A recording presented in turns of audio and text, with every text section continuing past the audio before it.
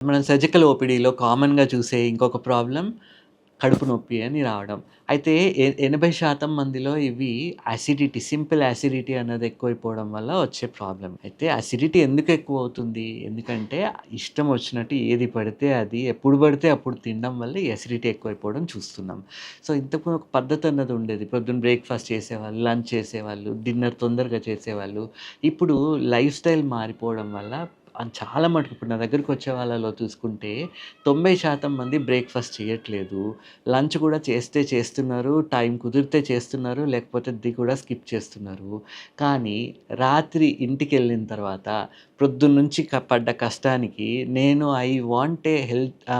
Healthy కాదు. I want a tasty meal అని జెప్పేసి ఉన్న ఏదైతే టేస్టీయెస్ట్ ఫుడ్ ఉంటుందో అది తెప్పించుకొని తినడానికి ట్రై చేస్తున్నారు. బిర్యానీలో లేకపోతే ప్రిజర్వ్డ్ ఫుడ్ ఇప్పుడు ఏదైతే మీకు ప్యాకెట్‌లలో వస్తుందో అవన్నీ గూడా it is loaded with steroids.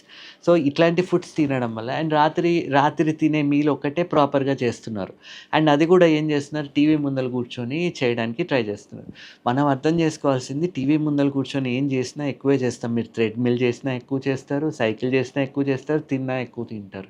And ఇంకోటి రాత్రి తినే భోజనం అరిగేదానికి చాలా ఎక్కువ టైం పడతది. ప్రొద్దున 2 గంటల్లో అరిగే భోజనము రాత్రి ఎంత లేట్ అయితే అంత ఎక్కువ టైం తీసుకోవడం కొన్నిసార్లు 7, 8 గంటలు కూడా పట్టడం చూస్తున్నాం. సో, తింటున్నారు, పడుకుంటున్నారు. సో, తిని పడుకుంటే తిన్నది అరగట్లేదు, నిద్ర పట్టట్లేదు. ఆ నిద్ర పట్టట్లేదు, పొద్దున్న లేసిన తర్వాత ఆకలేయదు, మళ్ళీ బ్రేక్‌ఫాస్ట్ స్కిప్ చేస్తున్నారు. మళ్ళీ ఒక నెగెటివ్ సైకిల్‌లో పడిపోయి ఇదే కంటిన్యూ అవుతుంది. సో, నిద్ర అన్నది డీప్ స్లీప్ ఎప్పుడైతే మీకు సరిగ్గా లేదో, అప్పుడు ఈ బ్యాడ్ న్యూరో ట్రాన్స్‌మిటర్స్ అన్నవి ఎక్కువైపోవడం చూస్తున్నాం. దీనివల్లనే యాంగ్జైటీ అన్నది, స్ట్రెస్ అన్నది ఎక్కువైపోతుంది. వాళ్ళు 10 నిమిషాల్లో చేయాల్సిన పనిని వాళ్ళు 4 గంటలు, 5 గంటలు చేయడం చూస్తున్నాం. అది ఒక మోతాదుకు మించి ఇది అయిపోయింది. ఇంకా వాళ్ళు తీసుకోలేకపోతున్నారు స్ట్రెస్ అన్నప్పుడు జాబ్‌ని క్విట్ చేయాల్సిన పరిస్థితులు వస్తున్నాయి. సో, సింపుల్ అసిడిటీ అన్నది లేకుండా ఉండాలి అంటే టైం పెట్టి భోజనం చేయాలి. ఏం తింటున్నారో కొంచెం నియంత్రణ అన్నది ఉండాలి. ఆలోచించి తినాలి. బయట ఫుడ్స్ ఎంతవరకు అవాయిడ్ చేయగలిగితే అంతవరకు అవాయిడ్ చేయాలి. రాత్రి తినే భోజనం తొందరగా తినాలి.